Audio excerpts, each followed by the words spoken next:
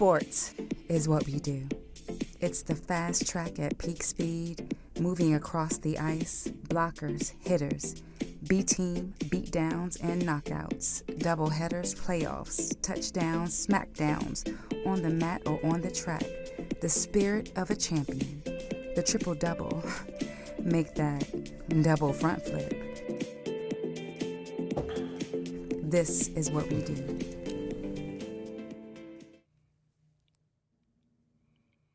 What's good, y'all? It's your boy, Shane Hector. No BS, no holds barred sports talk show is back in the building today. It's another Friday. It's a new year.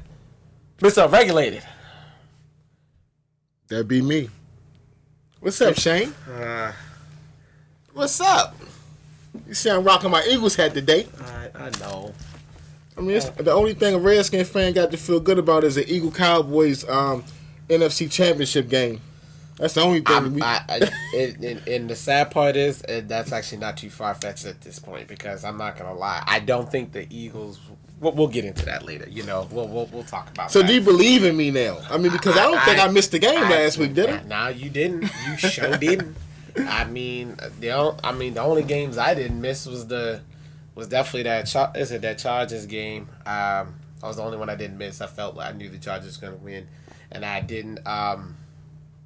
And the Colts, I missed that one. I thought for sure the Texans had it, but that Colts team jumped out ahead. But we'll get into that later.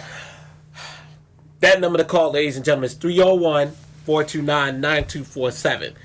Call that number today. I want you to give us a call. I want you to debate us.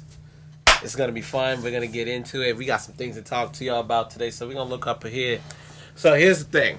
We're going to be talking about a lot of stuff, okay? Particularly NFL divisional playoffs. We'll be talking about my man. We're going to be talking about a lot of different things. So, I mean, that's just what it comes down to. Actually, folks, we're going to go to a quick commercial break. When we come back, we'll discuss with you some of the things. So don't go anywhere on the No BS show. Man, we gonna get our food stamps this week, this month or not? Sports is what we do. I need my food stamps. It's the fast track at peak speed, moving across the ice, blockers, hitters, B-team, beatdowns, and knockouts, doubleheaders, playoffs, touchdowns, smackdowns, on the mat or on the track. The spirit of a champion. The triple-double. Make that double front flip. This is what we do. When's the last time someone said thanks for checking over your shoulder before changing lanes? Or gave you a pat on the back for sticking to the speed limit? Or a thumbs up for not tailgating? Probably never. Which is too bad, considering safe drivers make the roads safer for everyone. That's why Allstate appreciates safe drivers like no one else. And they show it by saving you 45% or more, along with giving you safe driving bonus checks, deductible rewards, and extra discounts with the DriveWise app. So the next time you come to a complete stop in an intersection, ask yourself, why haven't I switched to Allstate? The Brandeo Insurance Group, your local DMV Allstate agent, can help you save 45% or more for driving safely. Call him at 410-424-0844 and get a quote today. It pays to drive safely. Call a local Allstate agent today and find out how you can save 45% or more. Switching to Allstate is worth it. Savings vary, subject to terms, conditions, and availability. State and local government exercise very important functions in the United States. They are responsible for creating state legislation which can become state law. They plan and pay for roads, run public schools, parks and libraries, provide water and utilities, and organize law enforcement, elections, and much more. As citizens, local government is more easily obtainable and are the means in which we communicate to the federal government. This is why it is important that we vote in more than just primary presidential elections. Midterm and local elections are just as, if not more, important for our communities and its efficiency. Resistance is local. Criminal justice reform is local. Gentrification is local. And the right to vote is a privilege that once was not granted to all citizens because of their gender, race, or ethnicity. So today, we are all afforded this right. And we're back, ladies and gentlemen. Every given opportunity. These are what we're going to talk about. Divisional playoffs, NCAA basketball. Who is going to be some teams to watch in the NCAA basketball? And that's going to get real interesting because March is only a couple of months away. So let's not even get... We're going to talk about the midseason report card on all of these teams in the NBA. We're going to talk about the Adrian Broner and Pacquiao fight. We're definitely going to talk about that because that's going to be a hot fight to watch. What? Although... Is he still fighting? I thought somebody closed his mouth permanently. Nah, Pacquiao ain't done. What makes you think that Pacquiao... I'm talking about Broner. Oh, Broner. All that mouth. You know that Broner ain't going nowhere. Ain't nothing new. And then we're going to talk about the Clemson Tigers being back-to-back champions. We have to talk about that because now it's going to be real interesting. Absolutely. So... before we go any further, don't you owe the people an apology? Okay. Well, I mean, look, I'm going to be on the record. Don't worry. I told you not to eat that buffet. I told you that. Yeah. I said, don't eat the buffet. You ate the buffet anyway, and look what happened. We went immediately to a commercial break. Are you going to be okay for the rest of the show? I think so. You sure? I'm positive. Okay. I was feeling myself. We're going to have to open some windows up in here or something. I know. It's like that sometimes. Nature calls. All right. So here's the situation. Let's go right into it. Those wild card games. That's why they're wild card games. You could have never told me that the Philadelphia Eagles was going to win that. You could have never told me that was going to happen. But you know what? Hats off to the Philadelphia Eagles. Hats off to them.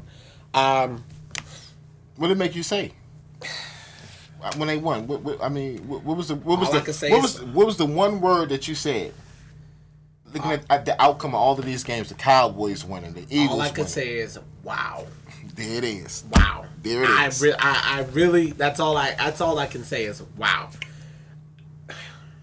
Dallas played an excellent game. Okay, like I said, that's the reason why it's a wild card. Dallas played an excellent game. I thought for a while that the Seahawks could have beat them, but the problem was, and I noticed this in the very beginning especially in the first quarter, they kept running the ball against the team that is top 5 in run defense. My thinking is, this is why I don't understand this. I don't understand this why people don't game plan against the Cowboys. Everybody knows the Cowboys ain't got no corners. Everybody know that. The best corner they got is Byron Jones. That's their best corner. Scandrick gone. The rest of them corners, I don't know who they are. Okay? But that front 7, DeMarcus Lawrence, Randy Gregory, Crawford, the other D-tackle, I didn't forget his name, Jaylen Brown, Vander Esch. They've got a nasty front 7. They get after the quarterback. Not only they get after the quarterback, they stop the run. But it's just that when you see their stats in the passing game, number 13 against the pass, that's why they ranked number 7 in all of the NFL. So I'm like, well, if I'm Russ, I'm throwing up and down the field on them. But I noticed the issue was, and you said this, is those pass rushes for Dallas, because they were getting to him early, they didn't like Seattle didn't really get started until the fourth quarter. They honestly didn't get started until the fourth quarter, and then that was pretty much it for the rest of the game. And I felt like Pete Carroll didn't do a good job of game planning. I honestly don't think he did, because I'm sorry, if I know that I can throw on them, then go with what's working. Because the passing game was working. If you got Russell Wilson outside of the pocket, he was making those throws. But running the football with Carson and doing running back by committee, no, that was not working. Because what happened was they kept getting stuffed all the time. They was just getting stuffed left and right. It was so bad. And the thing is, you know this about the Cowboys linebackers. They are some of the fastest linebackers in the NFL. Look at Jaylen Brown. Jaylen Brown, in that year that he was drafted, he was the fastest linebacker in the draft. The fastest linebacker in the draft. Why would you try to run against a team that got a linebacker like Brown and a linebacker like Vander Esch? Now, granted, they don't make a lot of tackles, but they make enough tackles to make sure that they make the necessary plays to win the game. And then I'm also going to give a lot of credit to Dak Prescott. Dak Prescott played a pretty good game. All year, I've been criticizing Dak Prescott all year long. But I have to say, in that game, he played very well. Did not turn over the football. And Zeke came through. He really came through for them. Zeke getting over 100 yards. And then he had like 150, 160 all-purpose yards because he had a couple of catches. That team was ridiculous. Now, but again, I will say this: Seattle's defense, they were getting in there. They were holding up most of the game, but as an offense, you have to help your defense out, and I felt like Seattle did not help their defense out to the latter part of the game, and that's really sad because Seattle's defense did their job. They held them to 24 points. You couldn't ask for a better defensive performance. Like, they was getting sacks. They was stuffing the holes, but eventually, after a while, when your offense keep putting you back on the field, it's tough. It was a tough football game. Mr. Regulator, your thoughts? Well, my thoughts are the same as they were last week. I'm telling you, the Dallas Cowboys will probably be in the Super Bowl.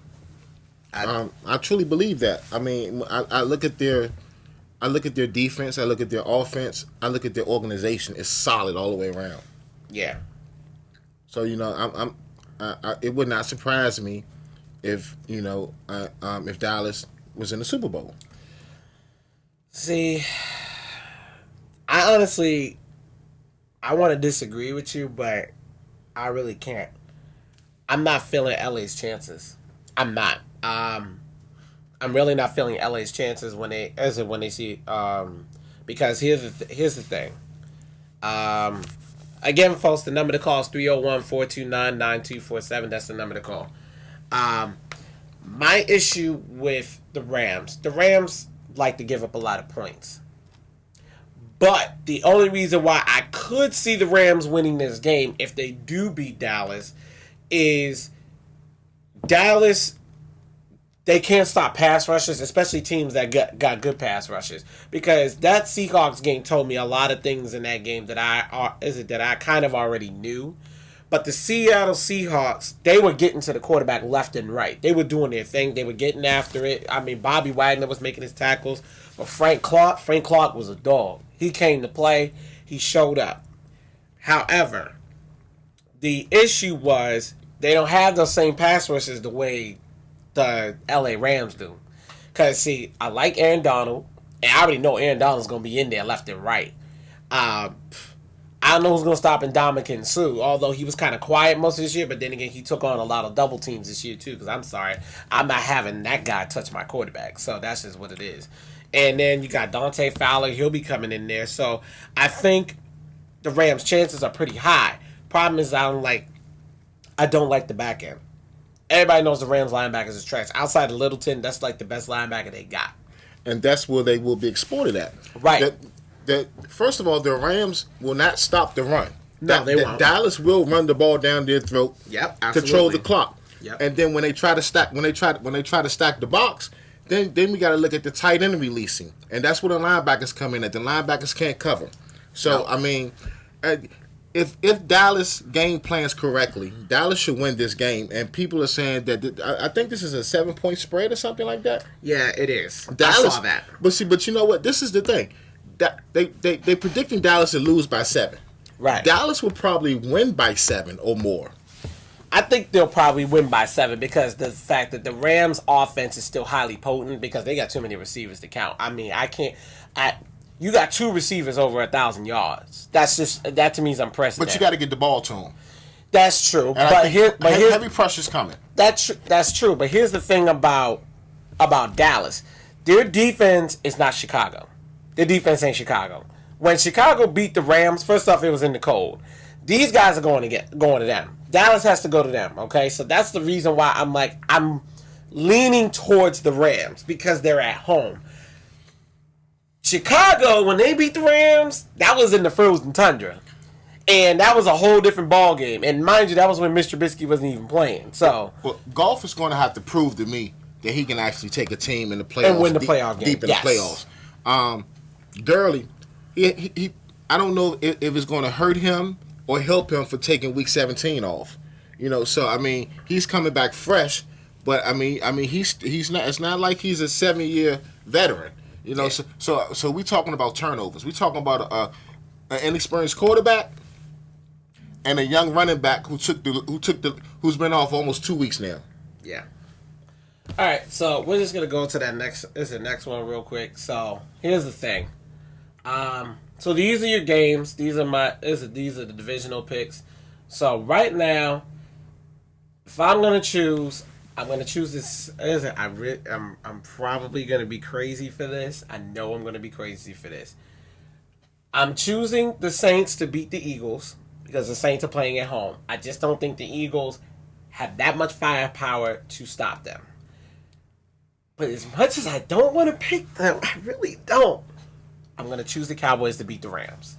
I'm crazy.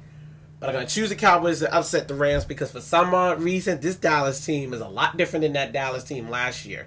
Because granted, Zeke was out 6 games, but I always wonder, if Zeke wasn't out those 6 games, would the Eagles have made it to the Super Bowl? I always wonder that. And now, we're going to see what happens. So, we're going to see what happens this time. Then, my pick, I'm going to say it like this. Everybody's going to call me nuts for this. I'm picking the Colts. Like, I don't care what anybody says. I'm picking the Colts to beat the Kansas City Chiefs because there's one thing about Kansas City that a lot of people don't even pay attention to. Kansas City, for the past couple of years, they keep losing in the very first round of their playoff games, whatever have you. Granted, they got Patrick Mahomes, but I just don't see how they're going to beat Andrew Luck right now, especially with the Colts defense playing the way they're playing. And not to mention, this is like Andrew Luck that's healthy. He's back. And after what I saw against the Texans, when I thought for sure they were gonna get the Colts was gonna get torched, they proved me wrong. I'm choosing the Colts, and then of course the Patriots and Chargers. I'm picking the Patriots to win at home because they had some time to get everybody back healthy. It's just that for Phillip Rivers, this is his last shot, so it is gonna be tight. I got that game by 3. Your thoughts? Let me see if I can make sense of this right here. The New Orleans Saints. Okay. Drew Brees. Right.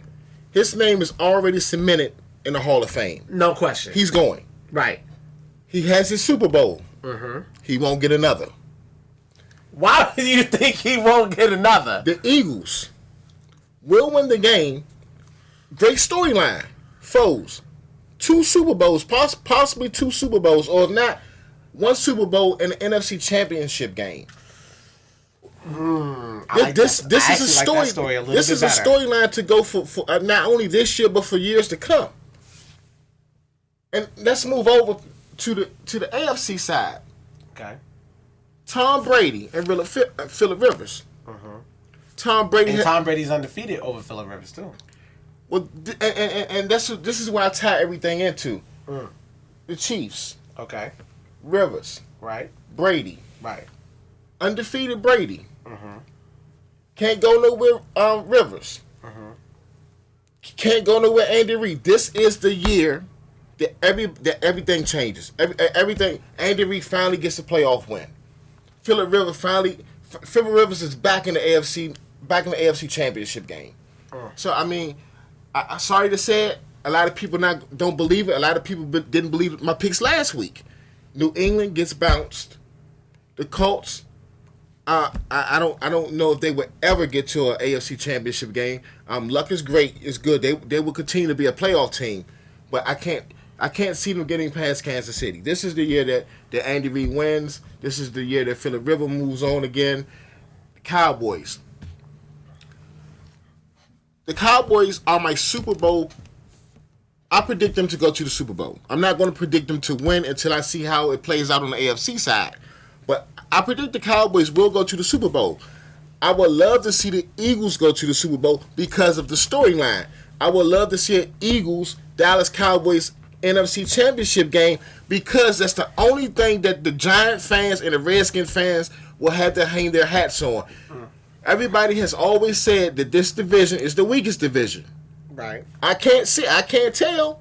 And if we have an NFC Championship game with the Cowboys and the Eagles, that says right there, okay, we didn't make the playoffs at 9-7 or 8-8 or whatever they were. Right. But we are in the toughest division. So, I mean, there are a lot of different storylines here. But, you know, just looking at it, the Eagles are the defending Super Bowl champions. I have to give them that respect. Eagles over the Saints.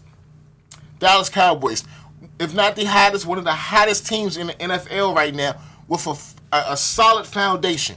Going up against an inexperienced quarterback and an inexperienced running back who's been off for the last 2 weeks. Turnovers.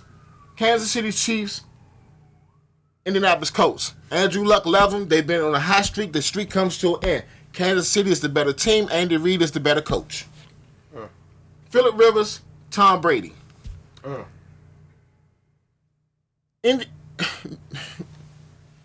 New England has not disappointed this year. Earlier on in the season, we had some questions. But they seem to be the same old New England Patriots. However,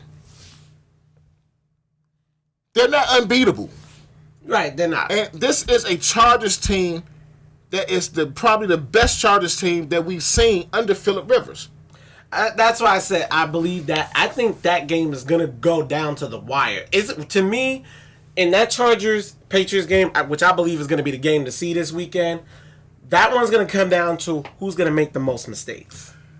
Exactly what it is. But my question with that is it Tom Brady that throws a fourth quarter interception? Yeah, and I ain't gonna lie, he's throwing a lot of those this year. A fourth quarter fumble, or is it the kicker?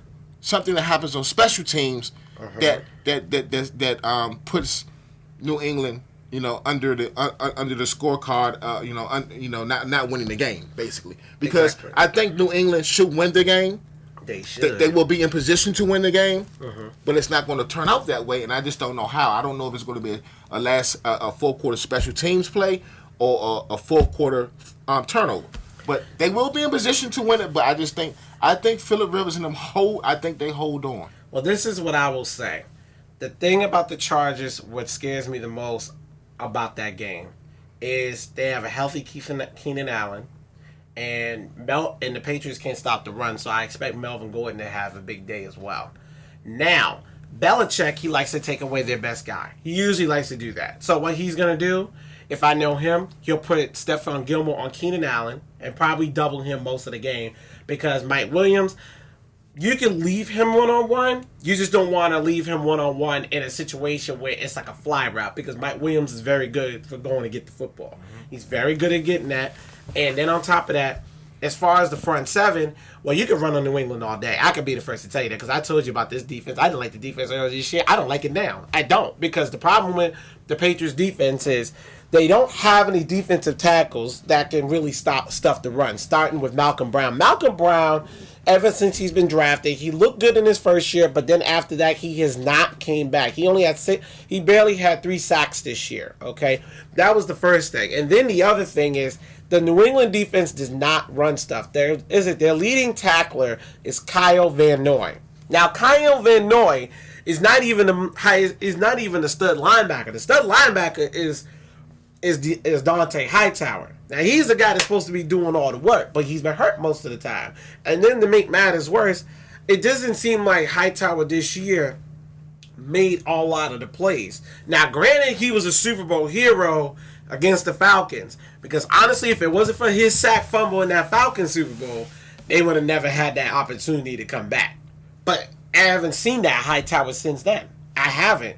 And that's why I'm like, going into this game, if you're a Pats fan, it's not the game to feel confident because you really got to question that defense. The offense, I don't really think is going to be much of an issue now because of the fact that because in the last couple of games, I saw them spread the ball around a lot more because of the fact that we had to do wide receiver by committee. But I don't like what I saw with the defense. I don't. I'm not feeling it. I think that going up against elite teams, and it's not like we're playing some bum squad. The Chargers got 2 pass rushers, and I want everybody to pay attention to this because the Patriots can't have a hard time stopping teams with good pass rushers. Melvin Ingram and Joey Bosa. Joey Bosa only had 5.5 sacks regular season, but that was because he was hurt most of the season. I think he was out like 9 games this year. Okay? He had 5.5 sacks. And then you got my man Melvin Ingram, who led the team in sacks. I think he had 9.5 sacks. Okay? Melvin Ingram and Joey Bosa, when they are flying off that edge, it's almost like magic. And then Philon, he's a really good nose tackle. And then when they move him out and put in Corey Liuget, they look pretty good. And then Mebane, sometimes he'll come in, and everybody knows Brandon Mebane. He used to play for Seattle Seahawks. That defense is really good. And I'm sorry, Defensive Rookie of the Year, hands down to me, is Derwin James. I have seen a lot of great rookie defenders, but I can see why a lot of people could pick the Chargers to win, although I just don't think they're going to win because New England doesn't really lose at home. They don't. If they go on the road, now I'm not going to lie. If New England beats the Chargers and Kansas City beats the Colts, I will be on the record in saying this early.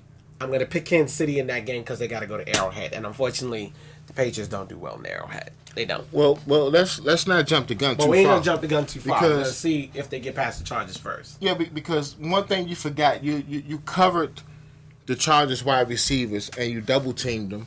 And you talked about other things that they can do to slow the Chargers' offense down. You're forgetting one person.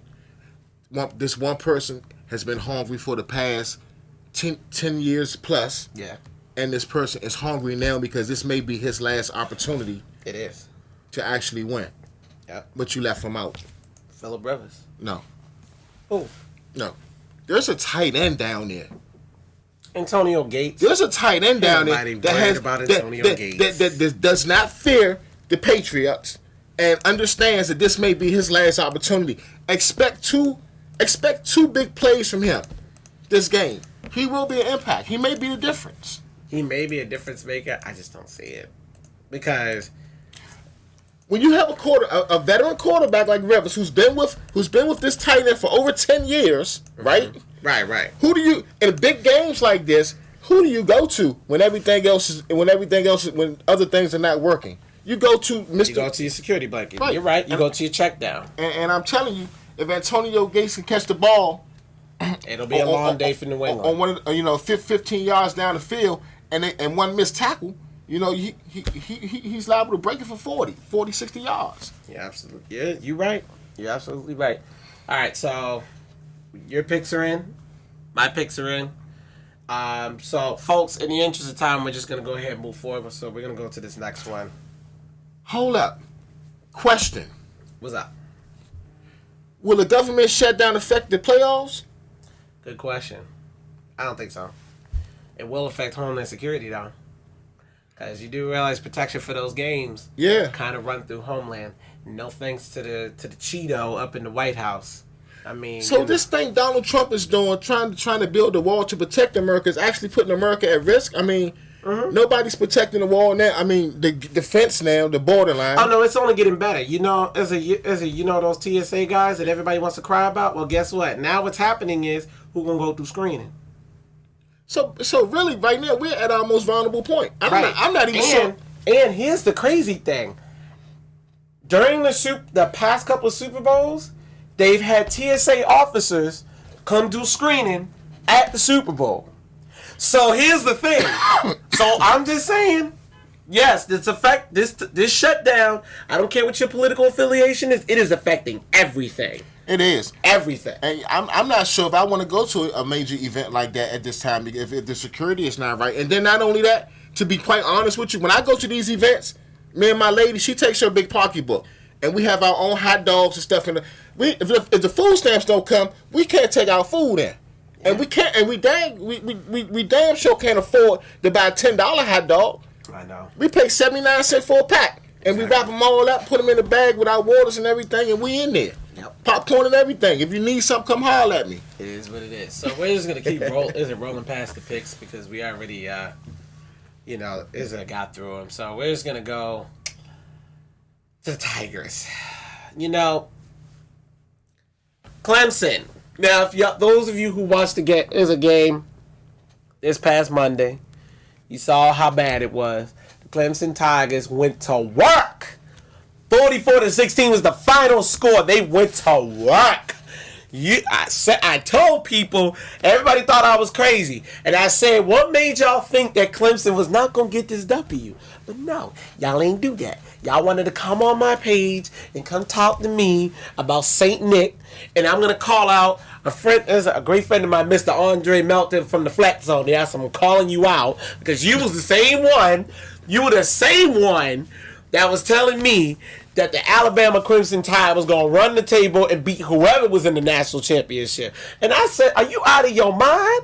Yes, I'm going to bet against St. Nick, especially with this dude as coach. Coach Sweeney ain't nothing to play with. Look at all the NFL products he graduated. And they got a nice program down in Clemson. Yeah. And then, did you see, and they have this, and I've been following this freshman they got. Mm-hmm. His name is Kyle Ross.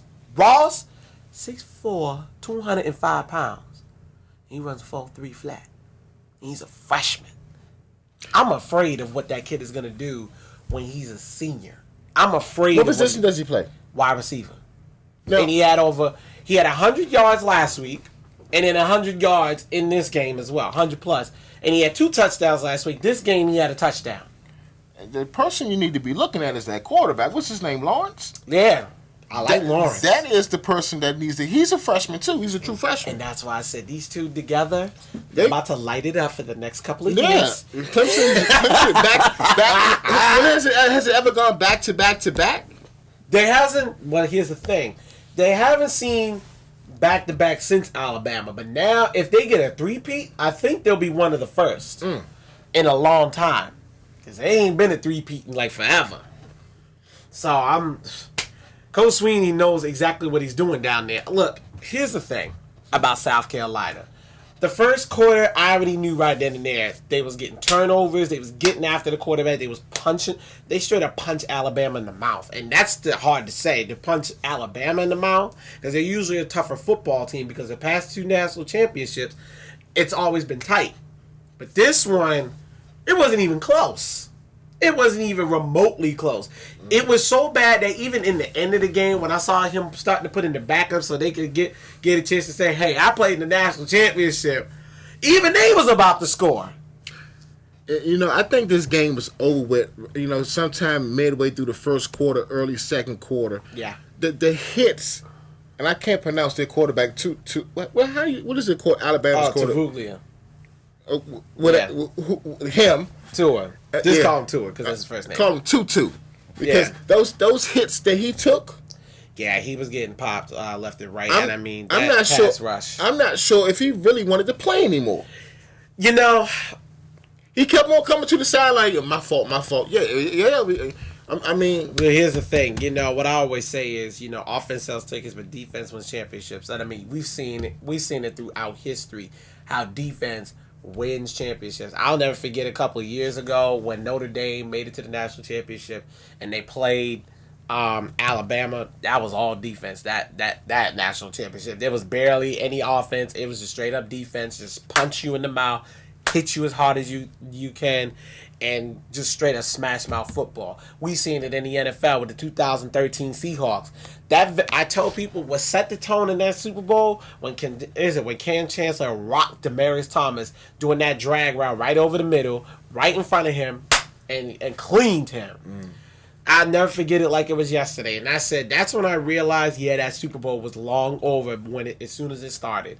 And when you got guys who can hit like that and it's not like you do it once. They did it consistently. They did it early and often. Okay? When you do it early and often, there's no way you're going to win a football game. So when you're on the sideline and you see your teammate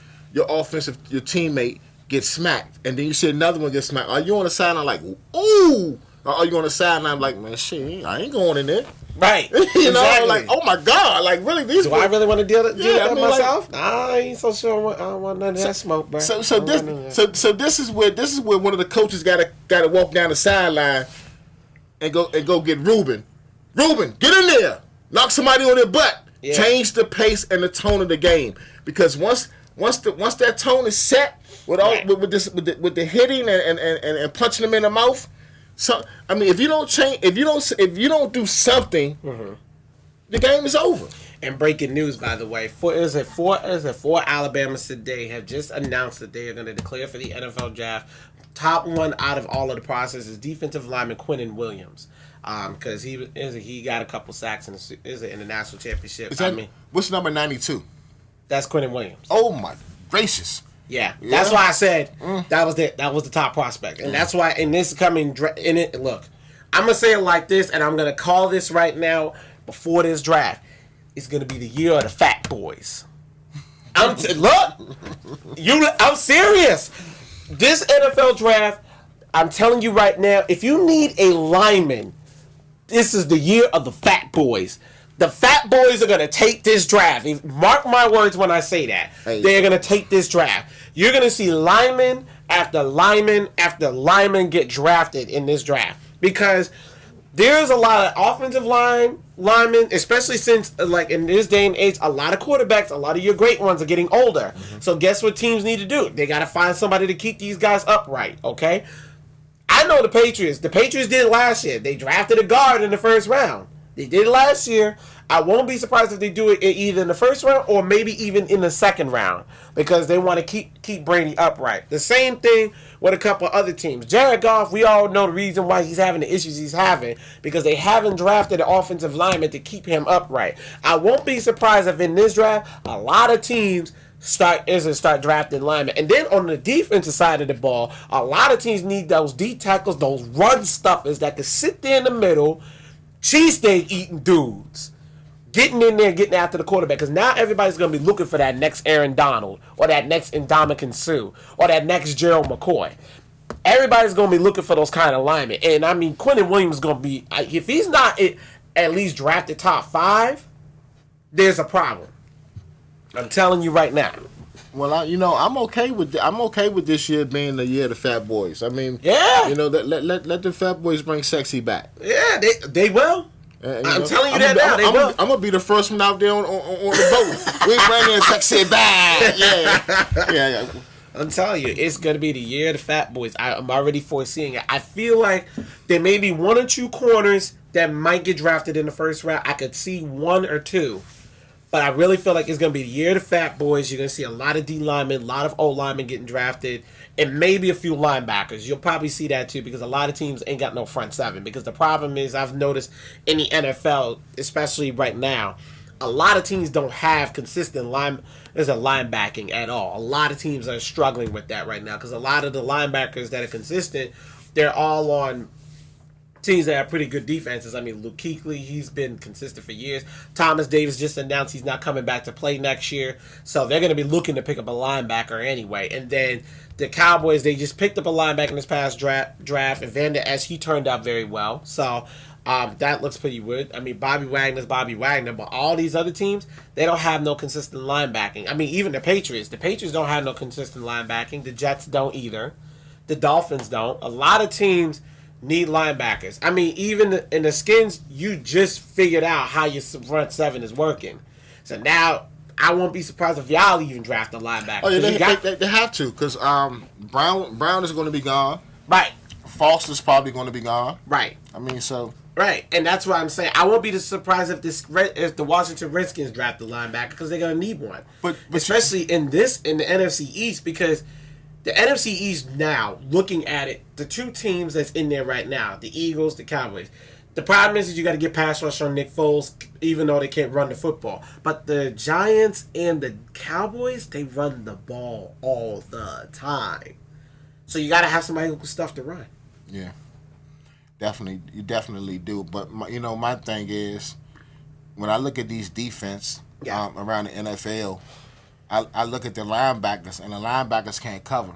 No. The linebackers are not. They're not fast enough to go from one side of the field to the other side. Chasing the ball. So what do you do in a situation like this? What I do as a general manager or a defensive coordinator, I'm looking for that big safety. Yes. And to convert a safety into a linebacker like Sean Taylor. right now in Sean Taylor's career, if he was still alive, he'd probably be a linebacker now because he probably would have lost a step or two.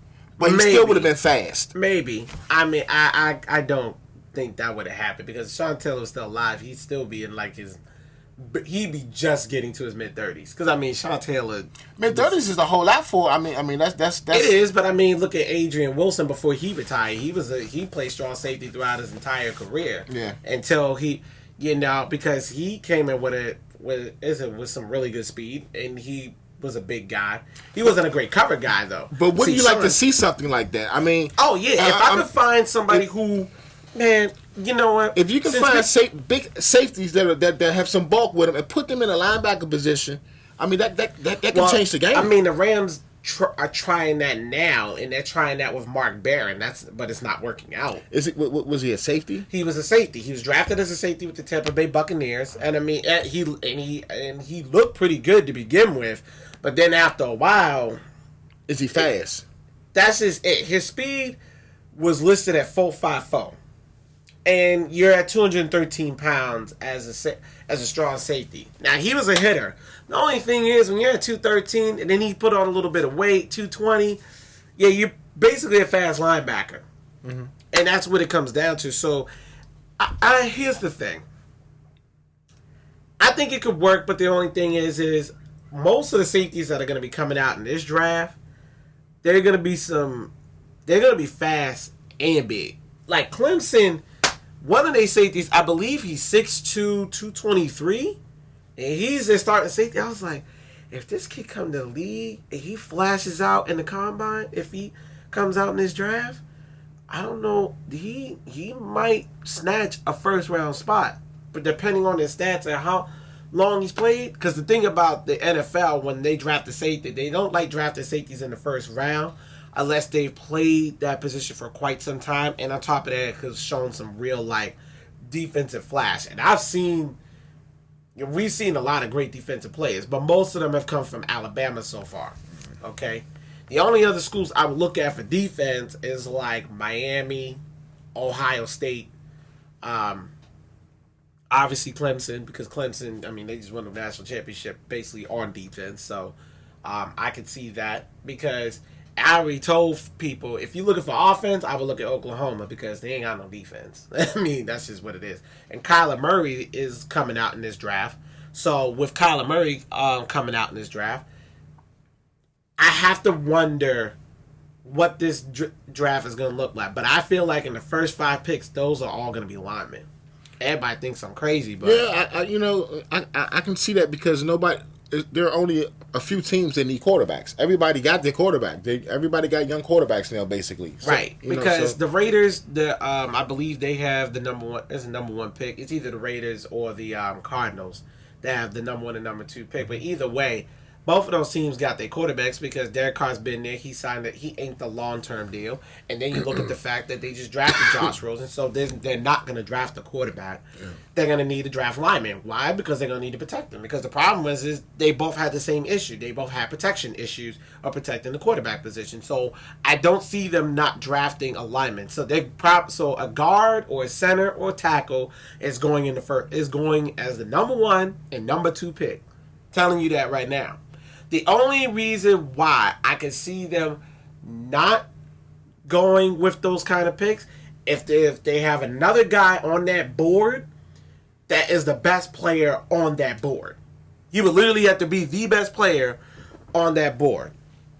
So that's just what it comes down to. Austin Oles, I do see your comment. You said Cardinals got number 1 pick. And he believes that they're gonna get Kyler Murray because Josh Rosen is a bum. I can't see them drafting 2 quarterbacks in the first round 2 years straight. Well, that's possible that they will draft him and then auction Josh Rosen out. Yeah. I mean, I can see that. I mean, it's not the Redskins. I mean, they got a couple of dummies around here. They can call Bruce Allen. Mr. T, shout out to you, sir. Thank you for tuning in, brother. Mr. T is a celebrity baker. He bakes cakes for everybody. I mean, the name. He ain't baking one for me.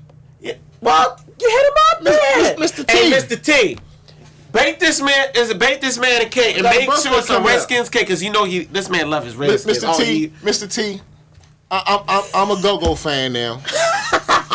A Mystics and go-go fan. Yeah, I mean, I can't do the Redskins and I ain't doing the Wizards right now. Yeah, right. But yeah, my birthday's coming up soon, Mr. T, and it will be a pleasant surprise if a cake was to walk through the door. You gonna love his cakes. His cakes, oh my god, his cakes is unfair sometimes. Does he do all types of different cakes like footballs, basketballs? I'm not even gonna tell you. I'm just gonna show you, and then I'm gonna let you. Is he really that good, son? His first cake, because I interviewed him on my show last year. This man, not last year, in 2017. This man baked the cake for Alicia Keys. And then ever since then, it's been Snoop Dogg, T.I., Patty. The names keep rolling on. Okay, so he's that good. Mama Cheryl, close your ears real quick. Mr. T, for all the men, can you bake a cake, give us a woman cake? I'm not so sure he'll do that. Because I'm lonely. This man right here. Anyway, so we're going to go ahead and move forward. So we're just going to go to this next one. Basketball. Duke. I got to talk about Duke. Let me tell you why I got to talk about Duke. That kid Williamson, he's a freak. He's a freak. This is no other way to say it. He's a freak. Unless you want to disagree with me, go ahead, disagree. I can't. He's a freak. I haven't watched him enough. I watched a couple of games earlier when the season first begun. Yeah. When it was all this hype around him. I mean, yeah, he does seem to be a step above the rest, but I don't know if he's a freak. Boy, you better put some respect on Zion Williamson's name. I mean, you know, there were guys who came out of college that were supposed to be freaks that were not freaks. I mean, William Drop, what's his name? A lot of people. I mean, a big man. I mean, if you're supposed to dunk the ball all the time, you're supposed to be strong down in the box, you know. But a freak is when you get the ball anywhere,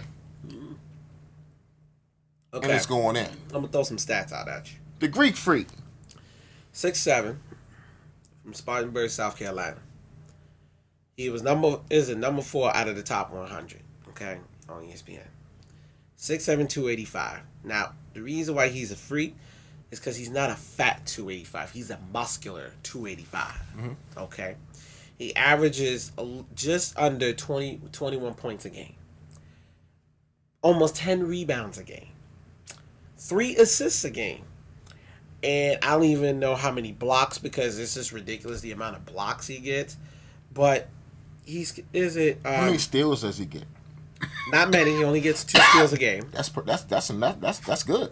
Yeah, 2 steals a game, and he averages 2 blocks a game. Because when you say freak, and I look at him, I'm putting him on an NBA team right now. Mm-hmm. You know, can he be that kryptonite that stops LeBron? The kryptonite that stops what's the other dominant the Greek freak.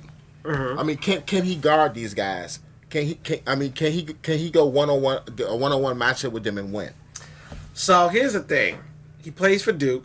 Now we all know Coach K. Coach K is one of the best, if not the best coach in college basketball. Okay, if you want to. Look, you don't like Coach K? I like Coach K, but I got to give credit to some of these other coaches that the recruiting classes. Who is a better coach than Coach K in NCAA basketball? Name one. I'll wait. Well, Coach K has one of the everybody wants to go to Duke, so his recruiting classes are great. He has great players. You have other coaches at smaller schools. Why do they want to go to Duke, though? Yeah, because they don't want to just go to Duke just to go to Duke. But because they have a winning tradition. Okay. You know, and Coach K has built a brand being at Duke for so long and winning for so long, but they always get the best players. But when you look at it, you have to look at some of these coaches from these smaller schools that are always in the NCAA tournament and they don't get the top recruits. You know, they get okay recruits. I look at a school like Gonzaga. Okay. You know, for the last 10 years, they've always been relevant. But their recruits. I mean, they're not in the top 50 recruits. Probably not even the top 100. So, I mean, you look at schools like that. You look at schools like Butler. Right. You look at schools that are that have really good coaches that coach the kids that they have and still win. You know, these schools are not stacking the mobs up. You know, everybody, all of the best 100 players are not coming to one school or two schools, or to their school anyway. I mean that's true, but here's the thing, right? The thing is, I can't discount the fact that Coach K got a couple of national championships, coaches the Olympics, and the coach college and then coach pros. He coaches the Olympics because of his name from college. But the thing is, you got to think about who he's dealing with, though. When you're coaching the Olympics, you're not coaching college kids. You're coaching grown men who are in the NBA. Mm-hmm. Okay? So it's not like he can't coach in the NBA. If he honestly, I think if he wanted to coach in the NBA, he could. I honestly believe he would actually get some wins and possible win an NBA Finals. I think it's possible. But he likes...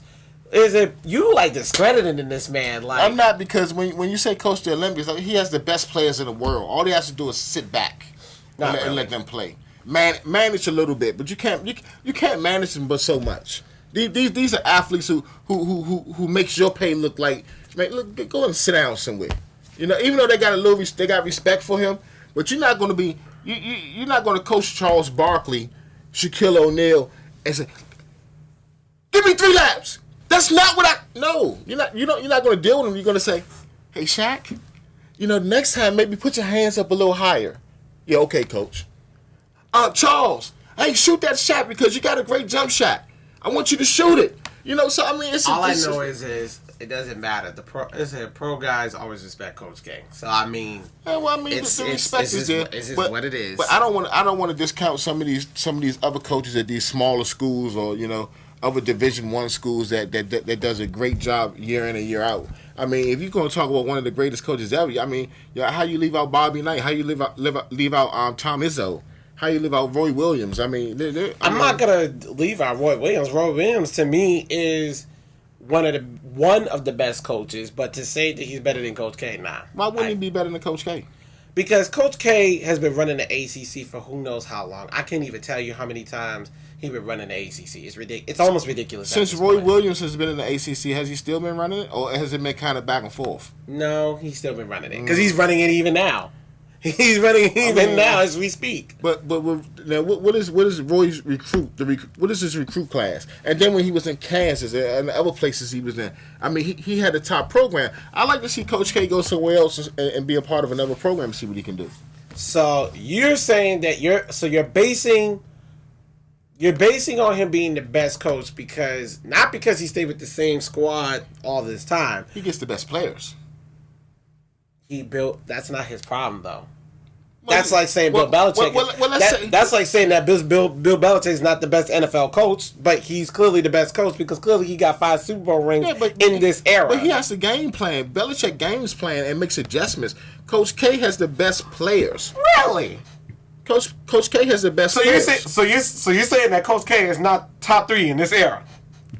Well, I mean, I would give him top 3. Okay, I'm about to say. But again, I'm saying don't take. I mean, don't. I mean, I'm not going to say that he's better than. If it was an even field, okay, we wouldn't be having this conversation. Okay. I don't think we'd be having this conversation. But the field is not even. Oh my gosh. I mean, I like Coach K. Disrespect. But I mean, it's just bottom line. He has the best players every year. Your disrespect is real. That's all I know.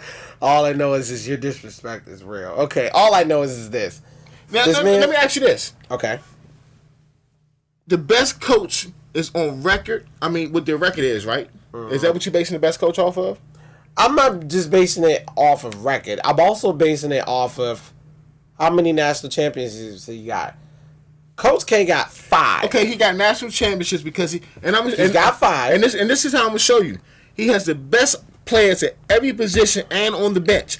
But if that's the case, then John Calipari is the best coach because Calipari always get the best players every season. But Calipari clearly hasn't won the national championship. But this guy's getting rings. He's not getting the best coach. Calipari's not. No. Maybe 1 year, 2 years out of 10. But the thing is this: when you take Coach K and you take Roy Williams and you take Izzo and you talk about their seniors who go pro, who make it in the professional levels. What's the highest percentage? Duke does not have a high percentage. A lot of Duke players go pro and they are some garbage. So North Carolina players go pro and they last. Kentucky players go pro and they last. Tyler Hansbrough clearly hasn't laughed, and he won a Naismith Award. Well, I mean, you're talking about one person. But you just said that though. You're talking about one person out of 30. I mean, come on. I mean, when you look at Coach K, you look at Trajan Langland. You look at what's his name? Woke he coaching now. What about Grant Hill? Did we all forget about Grant? That's one. Grant was good. Grant was exceptional. I was about to say you just did. But look at some respect on Coach K name. Look at all the players that came to Duke, and look at them. Where are they? They're end of the bench, or even out of basketball. He does not develop players. He gets all the best players, puts them together, and because they're so much more talented than everybody else, they win. He ain't developing nobody. I mean, Jason Tatum is still playing. He just started. Yeah, but Tatum, I mean, come on. I mean, that's one out of the next 30. You had Grant Hill 30 years ago, and now Jason Tatum. Every 30 years, he produces a superstar. I'm not saying he don't. And then, did we forget about my man Ty Lawson? What? Who? Who? Ty Lawson. Man, come on, man. Come on, man. Not only that, Roy Williams has only been, he's won the national championship 3 times to Coach K's 5. And I can tell you right now, 5 rings to 3. Whereas Coach K, five times, been to 12 Final Fours. How many Hall of Famers? No, how many All-Stars does Roy Williams have? That went to the NBA that he coached, and how many All-Stars does Coach K have that went to the NBA? I can guarantee you, Coach K probably got 5, and Roy Williams probably got 15 or 20. You again? Yeah, I'm talking about what he does in college. What these players do when they leave Duke is one thing. I'm talking about what he does in college. But he can't be the best coach if he's not developing these players for the next level. These players are going to the next level and what is your job as a head coach of a basketball team? To develop players. Your job is to win games as a basketball coach. No, your job is your job. Your job, a professional coach on the NBA. Your job is to win games. High school, youth, and college. Your job is to develop these players. I'm sending my kid to your school because you have a great program and you're going to develop my kid for the next level. And he's not doing it. Oh, the disrespect is so real in this one. Okay. Tell Coach K bring his butt on to the old Big East and see what he would have been doing in the Big East with Georgetown, Syracuse, St. John, Villanova. He wouldn't have did squat. He wouldn't have did squat. Well, Syracuse is in the ACC. But I said the old Big East. Oh. This Syracuse team is not. You can't. I'm not saying this wasn't a Ronnie Cycling, Sherman Douglas, or Dirk Coleman team. No. So I mean, and I'm gonna take it back 20 years and put him in the Big East. You out there since you decided wanted to bring that up. Did you forget about my man Carlos Boozer? Carlos Boozer was good, but guess what? Under Coach K. Yeah, Kyrie Irving got a ring. Kyrie Irving, he stayed one. What he's not even a Duke. He's not. You can't. I wouldn't even. Kyrie Irving's not a Duke, but yet and still, if it wasn't for that game winning 3 against the Warriors, LeBron wouldn't have another ring. I say he's not a Duke. He's not a Blue Devil. Okay. How is he not a Blue Devil? I mean, are you really going to say he's a Blue Devil? I mean, it don't matter. He still went to school. He don't have no ties with that school. At 20 years from now, when Duke is looking for another coach, they're not going to go nowhere near Kyrie Irving because he doesn't have the relationship with the Duke program. He's 4 or 5 months. He still went there though. 4 or 5 months. He still went there though. I mean, no matter what you say, Carlos Boozer was an average player, but he was not an all-star. Yeah, and still teams kept signing him. But anyway, I mean, he's good. He know how to use his body. I mean, he specializes in using his body, grabbing rebounds. All right. Well, we are actually completely out of time. Really? Yeah, we ran out of time. We was debating college basketball. So a lot of things are gonna have to get tabled to next week. But so we'll talk about Adrian Broner and Pacquiao and all of them another week, and then of course, we'll talk about some of the other things that we were supposed to talk about today. We might got a surprise next week though. We might got a surprise next week. Yeah. Trying to get some local champions up in here. Yeah. Hopefully it'll work out. Yeah. We'll see. All right, so folks, go to the No BS as a YouTube page, No BS, No Holds Barred Sports Talk Show fan page. Then I want you to follow the blog on Blogger at No BS, No Holds Barred Sports Talk on blogspot.com. And then if we can go to the next one, go to the No BS, No Holds Barred viewer group on Facebook.